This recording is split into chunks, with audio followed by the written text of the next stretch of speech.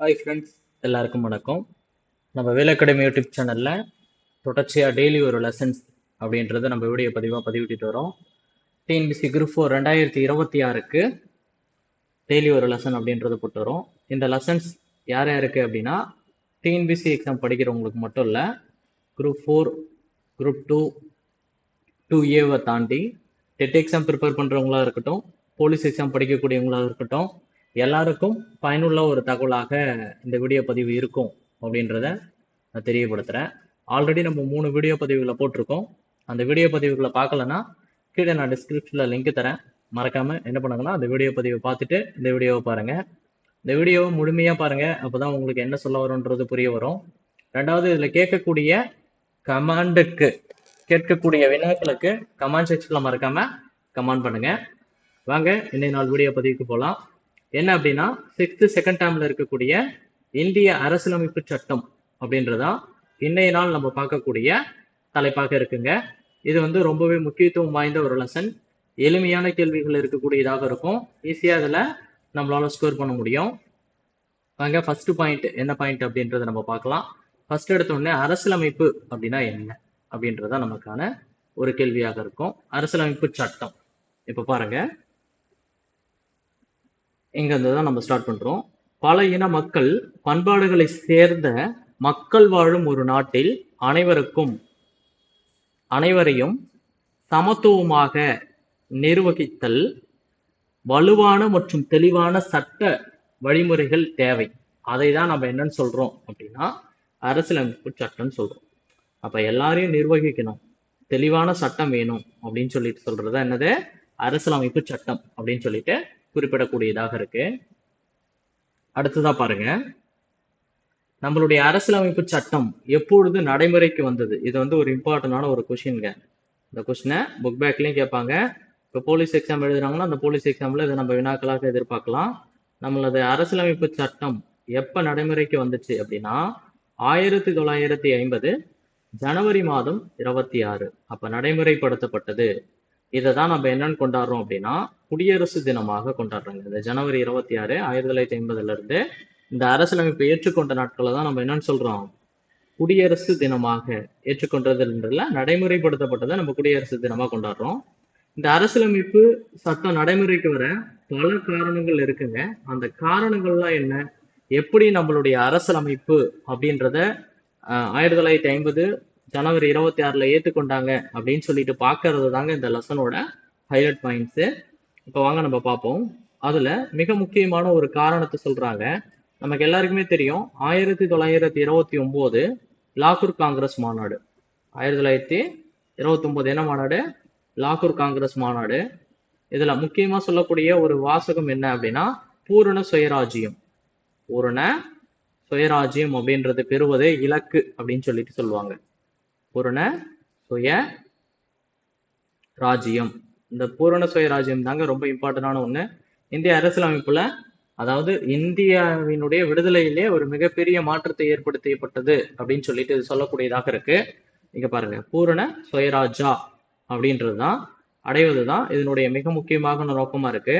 இதை அடிப்படையாக கொண்டு என்ன பண்றாங்க அப்படின்னா 1930 ஜனவரி 26 அன்னைக்கு முழு சுதந்திர நாளை கொண்டாடுறாங்க. என்ன நாளை கொண்டாடுறாங்க? முழு சுதந்திர நாள். அப்ப முழு சுதந்திர நாள் எப்பொழுது கொண்டாடப்பட்டது? பூரண சுயராஜ்யம்னா 1929 லாகூர் காங்கிரஸ்ல நம்ம பார்க்கிறோம். அடுத்து 1930 ஜனவரி 26 நமக்கு என்னன்னு தெரியணும். என்ன அப்படின்னு பாத்தீங்கன்னா முழு சுதந்திர நாளா கொண்டாடுறாங்க. பூரண சுயராஜ் டே அப்படின்னா என்னது, 1930 ஜனவரி 26. ரொம்ப ரொம்ப முக்கியமான ஒரு வினாங்க, புக் பேக்லயும் இருக்கக்கூடிய ஒண்ணு. அடுத்ததா பார்ப்போம் வாங்க. அடுத்து என்ன அப்படின்னு பாத்தீங்கன்னா நம்மளுடைய அரசியலமைப்பு சட்டம் உருவாக்க என்னென்ன ப்ராசஸ் எல்லாம் நடக்குது அப்படின்றத நம்ம பார்க்க போறோம். ஆங்கிலேயர்கள் தான் நம்மள ஆட்சி செஞ்சாங்க. இப்ப நம்ம தெரிஞ்சுக்க வேண்டிய ஒரு சில விஷயங்களை நம்ம இதுல பார்த்துருவோம். 1946 இப்ப 1946 கேபினெட் அமைச்சகம் அப்படின்னு சொல்லிட்டு ஒரு அமைச்சகம். என்ன அமைச்சகம்? கேபினெட் அமைச்சகம். இவங்க என்ன பண்றாங்கன்னா இடைக்கால அரசாங்கத்தை நிறுவனம். அதற்காக நீங்க என்ன பண்ணணும், அரசியல் நிர்ணய சபை அப்படின்ற ஒண்ணு ஏற்படுத்தணும் அப்படின்னு சொல்லிட்டு ஒரு அறிக்கையை ஒண்ணு கொடுக்குறாங்க. அதை பேஸ் பண்ணி தான் நம்ம என்ன பண்ண போறோம் அப்படின்னா அரசியல் நிர்ணய சபை அப்படின்றத உருவாக்க போறோம். நமக்கு கொஸ்டின் இதுல டிஎன்பிசி என்ன கேட்கலாம் அப்படின்னா, அரசியல் நிர்ணய சபை உருவாக காரணமாக இருந்தது எது அப்படின்னா கேபினெட் தூதுக்குழு அப்படின்னு சொல்லிட்டு சொல்லக்கூடியது. இதை இன்னொரு வார்த்தையிலும் சொல்லலாம், அமைச்சரவை தூதுக்குழு அப்படின்னு சொல்லிட்டு சொல்லக்கூடியதாக இருக்கு. இந்த விஷயத்தை தெரிஞ்சுக்கிட்டு நம்ம அடுத்து இருக்கக்கூடிய ப்ராசஸை பார்க்கலாம். அரசியலமைப்பு சட்டம் ஒரு நாட்டிற்கு தேவையான சில அடிப்படை விதிகள் கொள்கைகளை உருவாக்கி ஆவணப்படுத்துவதோடு தனது குடிமக்களின் உரிமைகள், கடமைகள் மற்றும் செயல்பாடுகளை வரையறுக்கிறது. பிறகு அச்சட்டத்தின் துணையோடு அந்நாடு ஆளப்படும். முக்கியமான ஒரு விஷயங்க. அப்ப அரசியலமைப்பு சட்டம்ன்றது என்னன்னா, ஒரு நாட்டுக்கு தேவையான அடிப்படை விதிகளையும் கொள்கைகளையும் உருவாக்கி அதை ஆவணப்படுத்தி அந்த குடிமக்களினுடைய உரிமைகள் மற்றும் கடமைகளினுடைய செயல்பாடுகளை வரையறை செய்து அதுக்கப்புறமா அந்த சட்டத்தோட துணையோடு அந்த நாடு என்ன பண்ணுது, ஆள செய்யக்கூடியதாக இருக்கு. அரசியலமைப்பு சட்டம் அப்படின்னா என்னன்னு பாக்குறோம். அரசியலமைப்பு சட்டம் தான் நம் நாட்டின் உயர்ந்தபட்ச சட்டமாக விளங்குகிறது. அப்ப இந்திய நாட்டின் உயர்ந்தபட்ச சட்டம் எது அப்படின்னு கேட்டீங்கன்னா அரசியலமைப்பு சட்டம். இது அடிப்படை அரசியல் கொள்கைகளை வரையமைப்பது, கட்டமைப்புகள், வழிமுறைகள், அதிகாரம் ஆகியவற்றை விளக்குவது,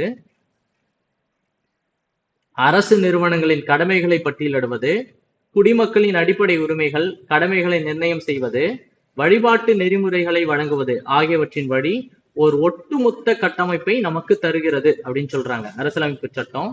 இதாங்க நம்ம பார்க்கிறோம், இந்த போட்டோ தான். இப்ப என்ன பண்றாங்கன்னா, அரசியலமைப்பு சட்டத்தை உருவாக்க ஃபர்ஸ்ட் எதை நிர்ணயம் செய்யறாங்க அப்படின்னா, அரசியல் அமைப்பு இந்திய அரசமைப்பு நிர்ணய சபை அல்லது நிர்ணய மன்றம் அப்படின்னு சொல்லிட்டு சொல்லக்கூடியதை ஏற்படுத்துறாங்க. இது எப்ப ஏற்படுத்துறாங்க அப்படின்னா 1946 ஏற்படுத்துறாங்க. எப்ப ஏற்படுத்துறாங்க? 1946 ஏற்படுத்துறாங்க. இதுல ஒரு சில சுவாரஸ்யமான தகவலை நம்ம பார்க்கணும். 1946 டிசம்பர் மாசம் 6ஆம் தேதி தாங்க இது ஏற்படுத்தப்பட்டிருக்கும். இதோட முதல் கூட்டம் எப்ப அப்படின்னா டிசம்பர் மாசம் 9ஆம் தேதி. அப்ப ஃபர்ஸ்ட் கூட்டம், அரசியல் நிர்ணய சபையினுடைய முதல் கூட்டம் எப்ப அப்படின்னு கேட்டா நம்ம என்ன எழுதணும், 1946 டிசம்பர் 9. அடுத்ததா ஒரு குட்டி தகவலை நம்ம அப்டேட் பண்ணிக்கணும்.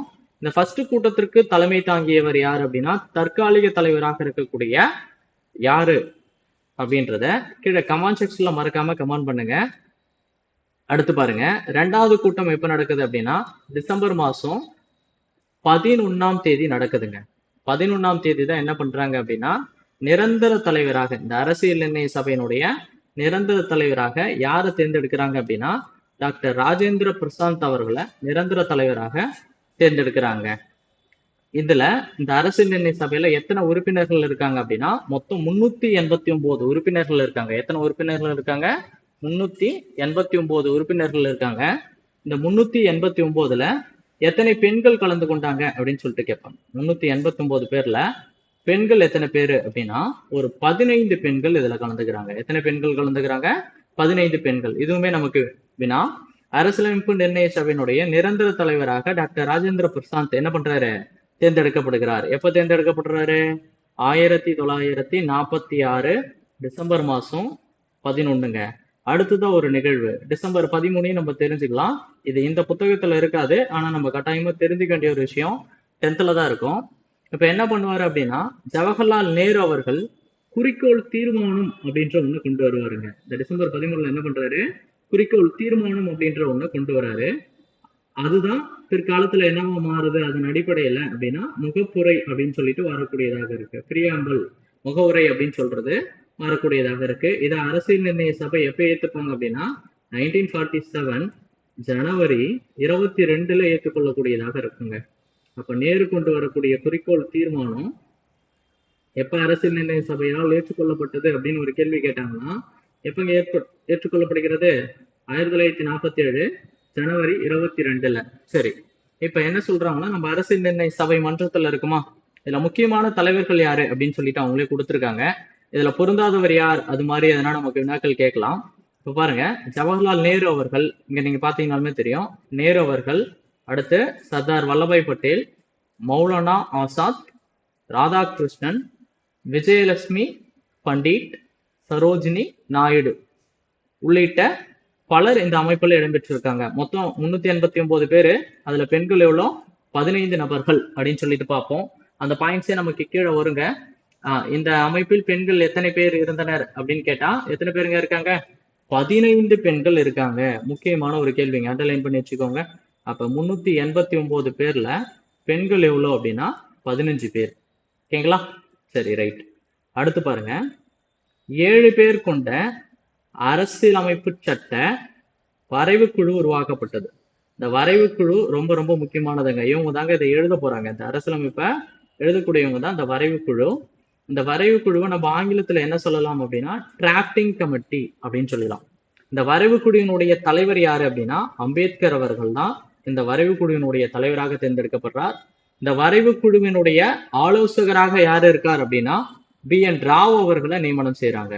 அப்ப இந்திய அரசியலமைப்பு வரைவு குழு தலைவர் யாரு அப்படின்னா அம்பேத்கர் இருக்காரு. அதனுடைய ஆலோசகர் யாரு அப்படின்னு பாத்தீங்கன்னா BN ராவ். ரொம்ப ரொம்ப முக்கியமான கேள்விங்க. ஆலோசகர் யாரு? BN ராவ். இதை இன்டு மார்க் பண்ணி வச்சுக்கோங்க. ரொம்ப முக்கியமானது, வினாக்கெல்லாம் நம்ம எதிர்பார்க்கலாம். இக்குழுவினுடைய முதல் கூட்டம் நம்ம முன்னாடியே பார்த்துங்களா. முதல் கூட்டம் எப்ப நடக்குது அப்படின்னா டிசம்பர் 9 நடக்கக்கூடியதாக இருக்கு. அன்றைய அரசியலமைப்பு சட்டத்தை எழுதும் வேலைகள் தொடங்கிவிட்டதா சொல்றாங்க. அன்னையில இருந்து என்னாச்சு? அரசியலமைப்பு சட்டம் எழுதப்பட்டுச்சா அப்படின்னு சொல்றாங்க. இந்த அரசியலமைப்பு சட்டம் வரைவு குழுவினுடைய தலைவராக அம்பேத்கர் நியமிக்கப்படுறாங்களா? இதை எழுதுறதுனால இந்த அரசியலமைப்பு சட்டத்தினுடைய தந்தை யாரு? இந்த பாக்ஸ் ரொம்ப ரொம்ப முக்கியங்க. இந்த கொஸ்டினுமே ரொம்ப இம்பார்ட்டன்ட். அரசியலமைப்பு, இந்திய அரசியலமைப்பு சட்டத்தினுடைய தந்தை யார் அப்படின்னா அம்பேத்கர் அவர்கள் இருக்கக்கூடியதாக இருக்கு. நம்ம நேரம் இந்த விஷயங்களை அப்படியே எழுதிட்டோம் அப்படின்னு பாத்தீங்கன்னா இல்லைங்க.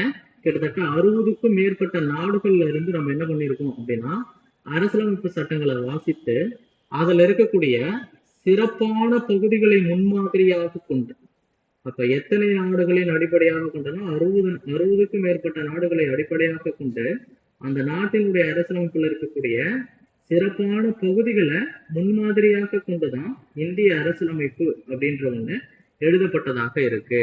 இவங்க சொல்றாங்க பாருங்க, ஒரு குறிப்பிட்ட நாடுகளை கொடுத்திருக்காங்க.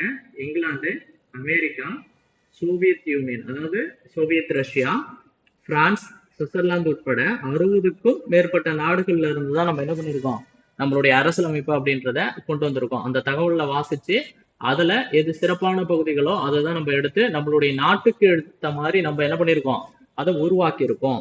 அரசியலமைப்பு சட்டம் இறுதி செய்வதற்கு முன்னாடி எத்தனை திருத்தங்கள் மேற்கொள்ளப்பட்டதுன்னு ஒரு கேள்வி கேட்டாங்கன்னா அமைன்மெண்ட் எவ்வளோ அப்படின்னா 2000க்கும் மேற்பட்ட அமைன்மெண்ட். எவ்வளோ? 2000க்கும் மேற்பட்டதாக இருக்கு. இதுல 2000 கொடுத்துருக்காங்க. ஆனா 2000 தாண்டியுமே நம்ம பார்க்கக்கூடியதாக இருக்கு. இதை எழுதி முடிக்க எவ்வளவு நாள் ஆகுது அப்படின்னா இது அப்படியே கொஸ்டின்ங்க, இன்ட்டு மார்க் பண்ணி வச்சுக்கோங்க. இது ரெண்டுமே, இந்த 2 பாயிண்ட்டுமே என்னது கட்டாய கொஸ்டின், அப்படியே மார்க் பண்ணி வச்சுக்கோ. எப்ப அப்படின்னா 2 வருடம் 11 மாதம் 18 நாட்கள். அப்ப 2 வருஷம் 11 மாதம் 18 நாள்ல என்ன பண்றாங்க, இந்திய அரசியலமைப்பு சட்டத்தை எழுதி முடிக்கிறாங்க. இதை எப்ப முழுமையாக அரசியலமைப்பு சட்டம் எடுத்துட்டு அந்த அரசியல் நிர்ணய சபை எப்ப ஏத்துக்கிறாங்க அப்படின்னு கேட்டீங்கன்னா 1949 நவம்பர் 26ங்க. நவம்பர் 26லயே முடிச்சு அரசியல் நிர்ணய சபை கிட்ட கொடுத்துறாங்க. அரசியல் நிர்ணய சபை ஏத்துக்கிறாங்க. ஆனா இதை நடைமுறைப்படுத்தல. இதை எப்பங்க நடைமுறைப்படுத்துறாங்க அப்படின்னு பாத்தீங்கன்னா 1950 ஜனவரி 26ல தான் இதை நடைமுறைப்படுத்தக்கூடியதாக இருக்கு. ஓகேங்களா? நமக்கு நவம்பர் 26 என்ன தினமாக இது மாதிரி இந்த அரசியலமைப்பு சட்டத்தை தயார் செஞ்சு அரசியல் நிர்ணய சபை கிட்ட கொடுக்குறாங்களா நவம்பர் 26ல. அந்த நவம்பர் 26 நம்ம என்னவா கொண்டாடுறோம் அப்படின்னா அரசியலமைப்பு தினமா கொண்டாடுறோம். அப்ப இந்தியாவினுடைய அரசியலமைப்பு தினம் எப்ப அப்படின்னு கேட்டீங்கன்னா நவம்பர் 26. இதுவுமே ரொம்ப முக்கியமான ஒன்று. அதுதாங்க இங்க கொடுத்துருக்காங்க. அரசியலமைப்பு சட்ட நாளாக நம்ம என்ன பண்றோம், ஆண்டுதோறும் கொண்டாடக்கூடியதாக இருக்கு. என்ன நாள்? நவம்பர் 26. ஓகேங்களா? சரி, அடுத்து பார்ப்போம். இதுக்கு எவ்வளவுங்க செலவாச்சு அப்படின்னு பாத்தீங்கன்னா 64 லட்சம் ரூபாய். எவ்வளவுங்க செலவு பண்ணியிருக்காங்க? 64 லட்சம் ரூபாய். இதை எழுதி முடிக்க, இந்திய அரசியலமைப்பு உருவாக்க எவ்வளவு செலவு? 64 லட்சம் ரூபாய் செலவு பண்ணியிருக்காங்க. இந்த அரசியலமைப்பு சட்டத்தோட நோக்கம் தான் என்ன அப்படின்னு கேட்டீங்கன்னா நமது அரசியலமைப்பு சட்டத்தின் முகவுரை ஒவ்வொரு இந்தியனுக்குமான, இங்க பாருங்க இதனுடைய நோக்கம், அரசியலமைப்பு சட்டத்தினுடைய முகப்புரை நீதி, சுதந்திரம், சமத்துவத்தை உறுதி செய்வதோடு சகோதரத்துவத்தையும் வலியுறுத்துகிறது அப்படின்னு சொல்லிட்டு சொல்றாங்க. எதையும் வலியுறுத்துகிறதா? சகோதரத்துவத்தையும் வலியுறுத்துகிறது. இப்போ முகப்புரைனா நம்ம என்னன்னு தெரிஞ்சுக்கணும். ஆல்ரெடி நம்ம பார்த்திருக்கோம். முகப்புரை ஒரு இம்பார்ட்டன்டான ஒண்ணு. நம்ம இதுல பாக்குறப்ப பார்த்திருப்போம். ஜவஹர்லால் நேரு அவர்கள் குறிக்கோள் தீர்மானம் கொண்டு வராரு. எப்ப? 1946 டிசம்பர் 13ல கொண்டு வராரு. அதை எப்ப அரசியல் நிர்ணய சபை ஏத்துக்கும் அப்படின்னா 1947 ஜனவரி 22ல ஏத்துப்பாங்க. இதை பேஸ் பண்ணி தான் எது உருவாச்சு அப்படின்னா முகப்புரை அப்படின்றது ஒண்ணு உருவாச்சு. அரசியலமைப்பு சட்டத்தின் முன்னுரை தான் நம்ம முகப்புரைன்னு சொல்றோம். அப்ப நம்மள ஒரு கேள்வி கேட்கலாமா? அரசியலமைப்பு சட்டத்தினுடைய முன்னுரை எது அப்படின்னா இந்த முகப்புரை அப்படின்றது. இதுல என்ன இருக்கு அப்படின்னா, இந்தியாவை இறையாண்மை, சமத்துவம், மதசார்பின்மை, மக்களாட்சி குடியரசு என்று வரையறை செய்கிறது. இது நீங்க 10th வரப்ப ஏதாவது ஒரு புக் பேக்கு ஆர்டர் அப்படி சொல்லணும். இறையாண்மை கொண்ட, சமத்துவம் கொண்ட, சமய சார்பற்ற ஜனநாயக குடியரசுன்னு இருக்கும். சமய சார்பற்றனா என்னது? எந்த ஒரு மதத்தையும் சாராத ஒன்று. மக்களாட்சி குடியரசு, ஜனநாயக குடியரசு. மக்களாட்சின்னா என்னது? ஜனநாயக அப்படின்னு சொல்லிட்டு குறிப்பிடக்கூடியதாக இருக்கும். இது எப்படி தொடங்கும் அப்படின்னா, இந்திய மக்களாகிய நாங்கள். இப்ப என்ன பண்ணிருப்பாங்க அப்படின்னா, இது எல்லாத்துக்கும் நமக்கு டெபினேஷன் கொடுத்திருப்பாங்க. இறையாண்மைனா என்ன, சமத்துவம்னா என்ன, மத சார்பின்மைனா என்ன, மக்களாட்சினா என்ன, குடியரசுனா என்ன, அந்த டெபினேஷன்ஸை பார்த்தாலுமே இந்த லெசன்ஸ் வந்து கம்ப்ளீட் ஆகக்கூடியதாக இருக்கு. இறையாண்மைனா என்ன அப்படின்னு பாத்தீங்கன்னா, இந்திய அரசியலமைப்பு சட்டம் இந்திய மக்களுக்கு முழு அதிகாரத்தை வழங்கியுள்ளது. அப்ப இந்திய அரசியலமைப்பு சட்டம் யாருக்குங்க முழு அதிகாரத்தை வழங்கியிருக்கு அப்படின்னா இந்திய மக்களுக்கு தாங்க வழங்கியிருக்கு. நாடாளுமன்றம் மற்றும் சட்டமன்ற உறுப்பினர்கள் மக்களால் தேர்ந்தெடுக்கப்படுகிறார்கள். அவர்களிடம் நிறைவேற்றும் அதிகாரம் இருக்கிறது. இப்படி ஒரு நாட்டின் உச்சநிலை அதிகாரத்தை நம்ம என்னன்னு சொல்றோம்? இறையாண்மை அப்படின்னு சொல்றோம். மத சார்பின்மை அப்படின்னா என்ன டெபினிஷன் தான் நமக்கு நல்லாவே தெரியுங்க. ஒரு மக்கள் தங்களோட விருப்பத்துக்கு ஏத்த மாதிரி எந்த ஒரு மதத்தை வேணாலும் நம்ம என்ன பண்ணிக்கலாம்? பின்பற்றிக்கலாம். அரசுக்குன்னு ஒரு மதம் இல்ல, அரசு எந்த ஒரு மதத்தையும் சாராத ஒன்று அப்படின்னு சொல்லிட்டு சொல்லக்கூடியதாக இருக்கு. அடுத்து பாருங்க, இந்திய அரசு நாடாளுமன்றத்தின் வழிதான் ஆளப்படுகிறதான்னு கேட்டா ஆமாங்க. இந்திய அரசியலமைப்பு சட்டமானது 2 பார்ட்டா பிரிக்கிறாங்க. மெயினா ஒண்ணு என்னன்னா, இப்ப பாருங்க, இதுல மத்திய அரசுன்னு ஒண்ணு இருக்கு, இன்னொன்னு என்ன இருக்கு? மாநில அரசு அப்படின்னு சொல்லிட்டு இருக்குங்க. இப்ப மத்திய மாநில அரசு தான் என்ன பண்றாங்க? இந்தியாவை ஆட்சி செய்யக்கூடியவங்களாக இருக்காங்க. அதே மாதிரி நிறைவேற்றும் அதிகாரம், அதாவது வழிமுறைகளை எல்லாத்தையும் நிறைவேற்றக்கூடிய அதிகாரம் நாடாளுமன்றத்துக்கு இருக்கு. அந்த நாடாளுமன்றம் மக்களுக்கு என்னவா இருக்கும் அப்படின்னா கூட்டு பொறுப்புகளாக இருக்கும். அதிக உறுப்பினர்களை கொண்ட கட்சி என்ன பண்ணும்? ஆட்சி அமைக்கும். இப்ப மத்தியில ஒருத்தவங்க ஆட்சி அமைக்கிறாங்க அப்படின்னு பாத்தீங்கன்னா அவங்க மெஜாரிட்டி பர்சனா இருப்பாங்க. இருக்கக்கூடியதுல பாதி ஓட்டுக்கு மேல. இப்ப 100 சீட்டு அப்படின்னா அவங்க எவ்வளவு சீட் ஜெயிக்கணும்? 50+1. 50னா பாதி, பாதிக்கு மேல ஒரு சீட்டு ஜெயிச்சாலுமே அவங்க தான் என்ன பண்ணுவாங்க? ஆட்சி செய்யக்கூடியதாக இருக்கும். இது உதாரணத்துக்கு அப்படின்னு சொல்லிட்டு சொல்லக்கூடியதாக இருக்கு. அப்ப எல்லா விதத்திலையும் சட்டமேற்ற அதிகாரம் இந்திய அளவுல யாருக்கு இருக்கு அப்படின்னா நாடாளுமன்றத்துக்கு. அவங்க யாருக்கு இவங்க வந்து மக்களுக்கு வந்து கூட்டு பொறுப்பாக உடையவர்களாக இருப்பாங்க. நாடாளுமன்றத்துக்கு கூட்டு பொறுப்பு உடையவர்கள். இதுல நம்ம 2ஆ பிரிக்கலாம். மத்திய அரசுன்னு வரப்ப லோக்சபா, ராஜ்யசபா அப்படின்னு சொல்லிட்டு பிரியக்கூடியதாக இருக்கும். இது பெரிய பெரிய வகுப்புகளை நம்ம பார்ப்போம். அடுத்து பாருங்க, அடிப்படை உரிமை அப்படின்னா என்னன்னு சொல்றாங்கன்னா, ஒவ்வொரு குடிமகனுக்கும் மிக தேவையான உரிமையே அடிப்படை உரிமைன்னு சொல்றாங்க. ஒவ்வொரு குடிமகனுக்கும் மிக தேவையான உரிமை என்னது? அடிப்படை உரிமை. அந்த அடிப்படை உரிமை என்னென்ன அப்படின்னு பாத்தீங்கன்னா இங்க நமக்கு தெளிவா கொடுத்துருக்காங்க பாருங்க. சமயம் சார்ந்த உரிமை முதல் உரிமை என்னன்னு சொல்றாங்க. மொத்தம் அடிப்படை உரிமைகள் எத்தனைன்ற கேள்வியும் கேட்கலாம். முதல்ல அதை பார்த்துட்டு வந்துருவோம். 6 உரிமைகள், அடிப்படை உரிமைகள். 1 சமய உரிமை, 2 சுதந்திரமாக செயல்படும் உரிமை, 3 சுரண்டலுக்கு எதிரான உரிமை, 4 சுதந்திர சமய உரிமை. ஃபர்ஸ்ட் நான் மாத்தி படிச்சுட்டேங்க. சமய உரிமை இல்ல, சம உரிமை, அனைவரும் சமம் அப்படின்னு சொல்லிட்டு சொல்லக்கூடியது. அடுத்து கலாச்சாரம் மற்றும் கல்வி பெறுவதற்கான உரிமை. அடுத்து சட்ட தீர்வை பெறும் உரிமை அப்படின்னு சொல்லிட்டு சொல்றாங்க. இப்ப நம்ம ஒரு விஷயத்த புரிஞ்சுக்கலாம். அடிப்படை உரிமை அப்படின்னு வரப்ப ஒரு சின்ன தகவலை நம்ம இதுல என்ன பண்ணிக்கலாம்? கூடுதலாக பார்த்துக்கலாம். அடிப்படை உரிமைகள் எந்த பகுதியில் வரும் அரசியலமைப்புல அப்படின்னா 3வது பகுதியில் வரக்கூடியதாக இருக்குங்க. இதனுடைய விதிகள் எங்க தொடங்கும் அப்படின்னா 12ல தொடங்கி 35ல முடியக்கூடியதாக இருக்குங்க. ஆர்டிகல் நம்பர் 12ல தொடங்கி 35 வரைக்கும் என்னது அடிப்படை உரிமைகளை பத்தி சொல்லக்கூடியதாக இருக்கு. இது 6 உரிமைகளை கொண்டுள்ளது. இதை நம்ம கொஞ்சம் அடிஷனலா தெரிஞ்சுக்கலாம். போக போக அடுத்த வகுப்புல இன்னும் அதிகமாக பார்க்கலாம். அடுத்து பாருங்க, அடுத்து இங்க ஒரே விஷயம், இதை பார்த்துட்டு வந்துருவோம்.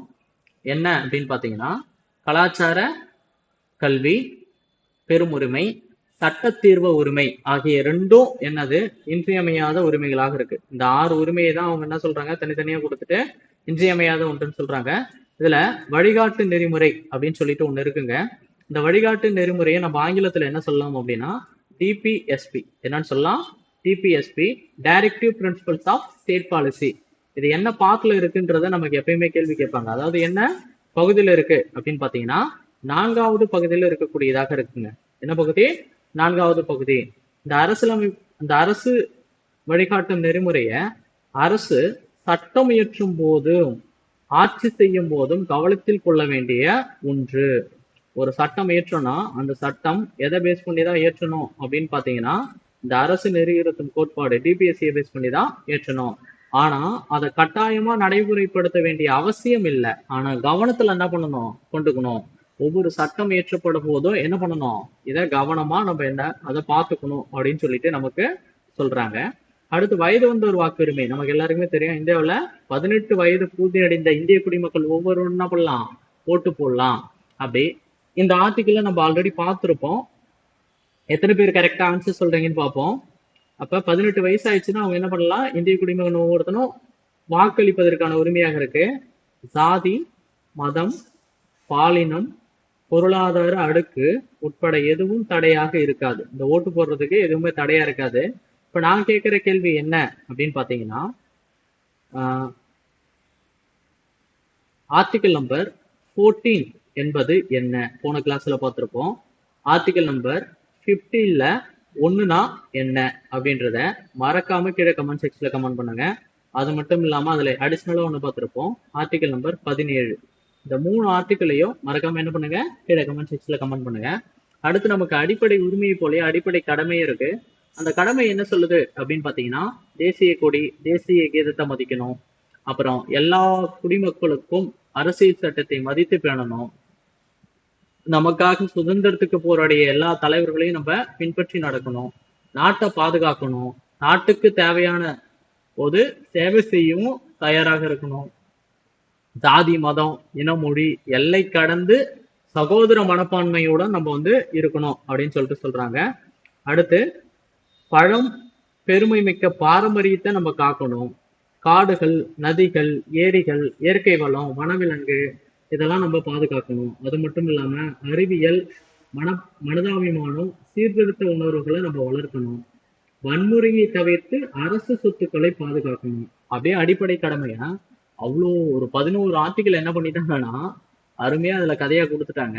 அடுத்து தமது குழந்தைகளுக்கு கல்வி வாய்ப்புகளை 6ல இருந்து 14 வயது வரைக்கும் தருவது அவங்களுடைய கடமையாக இருக்குங்க. சரி, அடிப்படை கடமை. இந்த 6 to 14 வயது கல்வியை பத்தி சொல்லக்கூடிய விதி என்ன அப்படின்றத நம்ம அடிஷனலா பார்த்துருவோம். ஆர்டிகல் நம்பர் 51ல 7ல கே அப்படின்றதான் இதற்கான ஆர்டிகல். இதையும் மார்க் பண்ணி வச்சுக்கோங்க, அந்த புத்தகத்துல முக்கியமானது. அடுத்து தகவல் பிழை அப்படின்னு சொல்லிட்டு கொடுத்துருக்காங்க. நமக்கு சட்ட வரைவு குழுன்னு ஒண்ணு ஏற்றினாங்களா, 6 பேர் கொண்ட குழு அப்படின்னு சொல்லியிருந்தாங்களா? சரி, இப்ப நம்ம இந்த வரைவு குழுவினுடைய தலைவர் யாரு அப்படின்னு நம்ம பார்ப்போம். வரைவு குழுவினுடைய தலைவர் தான் யாரு? அம்பேத்கர் அவர்கள். அடுத்து பாத்தீங்கன்னா இதுல உறுப்பினராக இருக்கக்கூடியவர் யாரு அப்படின்னா கோபாலசாமி. அடுத்து KM Munshi, Syed Mohammed Sadullah, MM Madhavrao, TT Krishnamachari, அல்லாடி கிருஷ்ணசாமி. இந்த சட்ட வல்லுநர்கள்லாம் எதில் இடம்பெற்றிருக்காங்க? இந்த அரசியலமைப்பு சட்ட வரைவு குழுவில் இடம்பெற்றிருக்காங்க. இக்குழுவினுடைய தலைவர் நம்ம முன்னாடி பார்த்தீங்களா, இங்க அதுதான் 2வது பாயிண்டா கொடுத்துருக்காங்க. யாரு? அம்பேத்கர் அவர்கள். இவரை அரசியல் சட்டத்தை உருவாக்கிய முதன்மை சிற்பி அப்படின்ற வார்த்தையிலையும் சொல்லுவாங்க. அரசியலமைப்பு சட்டம் உருவான போது எத்தனை ஆர்டிகளை உடையது நமக்கு கேள்வியை கேட்கலாங்க. எத்தனை ஆர்டிகளை உடையது? உறுப்புனா என்னது? ஆர்டிக்கல் அப்படின்னு சொல்லுவோம். 395 ஆர்டிக்கல் இருக்குங்க. 22 பகுதிகளை உடையது, 8 அட்டவணைகளை உடையது. இது அப்படியே முக்கியமான கொஸ்டினுங்க. இது 8 மார்க்கே போட்டு வச்சுக்கோங்க. ரொம்ப ரொம்ப முக்கியம். அப்ப தொடக்கத்துல அரசியலமைப்பு நம்ம நவம்பர் 26 1949 வாங்குறோம் பாத்தீங்களா? அப்ப 395 ஆர்டிகல் இருக்கு, 22 பகுதிகள் இருக்கு, 8 அட்டவணைகள் இருக்கு. தற்போது இந்த புத்தகத்துல இருக்கிறது பிரகாரம் சரிங்களா, என்ன ஆர்டிகல் இருக்கு அப்படின்னா 448 ஆர்டிகல், 25 பகுதிகள். இது நமக்கு கேள்வியா கேட்கலாங்க. 12 அட்டவணைகள் இருக்கக்கூடியதாக இருக்கு. அப்ப ஆர்டிகல் நம்பர் மட்டும் இப்ப இருக்கிற கரண்ட் ஸ்டேஜுக்கு மாறும். ஆனா 448 ஸ்கூல் புக்ல இருக்கிறதுனால நம்ம அதையே பார்த்துக்கலாம். 25 பகுதிகள், 12 அட்டவணைகள்ன்றது காமனான ஒண்ணு. அது ஒரு இன்ட்டு மார்க் போட்டுக்கோங்க. இந்த கேள்வி எப்படி கேட்பாங்கன்னா, அரசியலமைப்பின் தொடக்கத்தில் எத்தனை அட்டவணைகளை உடையது அப்படின்னா 8 அட்டவணைகளை உடையது, 22 பகுதிகளை உடையது. தற்போது எத்தனை அட்டவணைகளை உடையது அப்படின்னா 12 அட்டவணைகளையும் 25 பகுதிகளையும் உடையது. ஆர்டிகிளை பேஸ் பண்ணி கேட்கலாம். அப்போ 395 இருந்தது, தற்போது என்னன்னு சொல்றாங்க 448ன்னு சொல்றாங்க. இங்க நமக்கு டேட்டே கொடுத்துருக்காங்க பாருங்க. 30/10/2021 பிரகாரம் எத்தனை சட்ட திருத்தம் மேற்கொள்ளப்பட்டிருக்கு அப்படின்னா 105 சட்ட திருத்தங்கள், 105 சட்ட திருத்தங்கள் மேற்கொள்ளப்பட்டிருக்க சொல்லியிருக்காங்க. நம்ம கொஸ்டினுமே இப்படிதான் கேட்பாங்க. 30/10/2021 வரை இந்திய அரசியலமைப்பு சட்டத்தில் எத்தனை திருத்தங்கள் மேற்கொள்ளப்பட்டதுன்னா எத்தனை? 105 திருத்தங்கள் மேற்கொள்ளப்பட்டுள்ளது.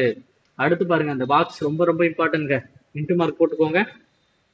பாக்ஸ் இன்ட்டு மார்க் போட்டு என்னன்னு சொல்லுங்கன்னா, இந்திய அரசியலமைப்பு சட்டத்தின் உண்மை பிரதிகள் என்ன மொழியில அப்படின்னு பாத்தீங்கன்னா இந்தி மற்றும் ஆங்கிலத்துல தான் இருக்கக்கூடியதாக இருக்கு. இது நாடாளுமன்ற வளாகத்துல ஈலியம் வாயுக்களாக, இது எங்க இருக்கு? நாடாளுமன்ற வளாகத்துல ஈலியம் வாயுக்களாக நிரப்பப்பட்ட ஒண்ணுதான் இருக்கு. அப்ப இந்திய அரசியலமைப்பினுடைய உண்மை பிரதிகள் அப்படின்னா என்னது?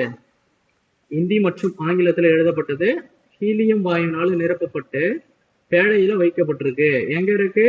நாடாளுமன்றத்தினுடைய நூலகத்துல இருக்கக்கூடியதாக இருக்கு. இதுவுமே ரொம்ப முக்கியமான ஒரு வினாங்க. அடுத்து அவ்வளவுதாங்க, இந்த லெசன் முடிஞ்சிச்சு. இப்ப இதுல இருக்கக்கூடிய புக் பேக் தான் பார்க்க போறோம். அரசியலமைப்பு தினம் நமக்கு நல்லாவே தெரியும். எப்ப அப்படின்னா நவம்பர் 26. எப்ப கொண்டு வந்தாங்க? 1949. ஜனவரி 26 நமக்கு தெரியுமா? இதுதான் என்னன்னா குடியரசு தினம். இதான் அது குடியரசு தினம். இப்ப இதை எப்ப ஏத்துக்கிறோம் அப்படின்னா 1950 ஜனவரி 26 இருந்து நம்ம இதை ஏத்துக்கிறோம். இதுல என்ன பண்றோம்? அரசியலமைப்பை நடைமுறைப்படுத்துறோம். ஆகஸ்ட் 5 நமக்கு நல்லாவே தெரியும். என்னது? சுதந்திர தினம். டிசம்பர் 9 அப்படின்றது முதல் கூட்டம் நடைபெறக்கூடியதாக இருக்கு. அரசியலமைப்பு சட்டத்தை டேஷ் ஆண்டு அரசியல் நிர்ணய சபை ஏற்றுக்கொண்டது. என்ன ஆண்டுல ஏத்துக்கிறாங்க? 1949 ஏத்துக்கிறாங்க. 50 என்ன பண்றாங்க? நடைமுறைப்படுத்துறாங்க. அப்ப ரெண்டாவது கொஸ்டினுக்கு ஆன்சர் என்னது? 1949. அரசியலமைப்பு சட்டத்தில் இதுவரை டேஷ் சட்ட திருத்தங்கள் மேற்கொள்ளப்பட்டிருக்கன. ஆக்சுவலா இங்க இருக்கிற ஆஸ்தினி பேசி நம்ம என்ன எடுக்கிறோம்? 101 எடுக்கிறோம். ஆனா நமக்கு புக்கு பிரகாரம் அவங்களே கொடுத்துருக்காங்க 105 சட்ட திருத்தங்கள் மேற்கொள்ளப்பட்டிருக்கு அப்படின்னு சொல்லிட்டு கொடுத்துருக்காங்க. அடுத்ததா பாருங்க, இது அடிப்படை உரிமை அன்று. எது அடிப்படை உரிமையில இல்லாத ஒன்று அப்படின்னு கேட்டீங்கன்னா சுதந்திர உரிமை இருக்கு, சமத்துவ உரிமை இருக்கு, கல்வி பெறக்கூடிய உரிமை இருக்கு. எது இல்ல? ஓட்டு உரிமை அப்படின்றது அடிப்படை உரிமையில இல்ல. நீங்க அதை பாத்தீங்கன்னா தெரிஞ்சிருக்கும். 6 உரிமைகளை நம்ம படிச்சிருப்போம். அதான் சொல்லியிருக்காங்க. இந்திய குடிமக்களின் வாக்குரிமைக்கான வயது என்ன அப்படின்னா 18 வயது. இதையும் நம்ம மார்க் பண்ணிக்கலாம். அடுத்த கோடிட்டங்கள் கொடுத்திருக்காங்க பாருங்க. அரசியல் நிர்ணய சபையினுடைய தலைவர் யாருங்க? டாக்டர் ராஜேந்திர பிரசாந்த் அவர்களை தேர்ந்தெடுக்கிறாங்க. இந்திய அரசியலமைப்பு சட்டத்தினுடைய தந்தை யாரு? அம்பேத்கர் அவர்கள். நாம் அடிப்படை உரிமைகளை உறுதி செய்யவும் பாதுகாக்கவும் டேஷ் உதவுகிறது அப்படின்னு பாத்தீங்கன்னா எதுங்க உதவுகிறது? நமக்கு உச்ச நீதிமன்றம் அல்ல, இதுல நம்ம என்னன்னு சொல்லலாம்? அரசியலமைப்பு சட்டம் உதவுகிறது. அப்ப என்னது? அரசியலமைப்பு சட்டம்.